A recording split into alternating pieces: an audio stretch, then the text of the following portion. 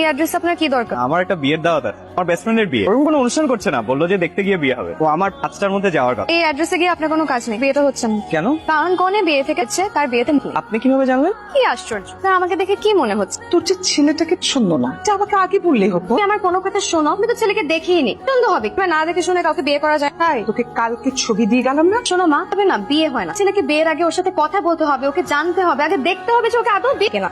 আসতে পারি? জি আসুন, বলুন খুশি আপনার। ঠিক কালকে আমার আপনার সাথে বিয়ে হওয়ার কথা, তোমাকে মিথ্যা বললেন কেন? তার সাথে কথা বলতে ইচ্ছে হচ্ছিল, তাই একটা ওষুধ বানিয়ে নিলাম। আমি যে বিয়ে থেকে পেয়েছি, আপনার আমার উপর রাগ হয়নি? রাগ কেন হবে? আপনার বিয়ে করতে হচ্ছিল না, আওয়াজ করে পালিয়ে গেছেন। ইচ্ছার বিরুদ্ধে বিয়ে হলে সেটা খারাপ। আবার যে আপনি বিয়ে থেকে পালিয়েছেন, এটাও মিথ্যে কথা। জি, আমার লাইফে প্রথম মেয়ে যার সাথে আমার বিয়ে হওয়ার কথা ছিল। এটা বিয়ের আসলে পালিয়ে গেছে। তুই তুই এটা নিয়ে মন খারাপ করিস না। মা, আমি তো তোমাকে একবারও বলছি যে আমার মন খারাপ। বিয়েটা হয়নি, আমাদের চাপা চাপিতে রাজি হয়েছিল। তুই এ পরিস্থিতি বেশি মন খারাপ হয় না? তুই বাইরে থেকে বন্ধু বান্ধব নিয়ে ঘুরে আয়। মা, আমার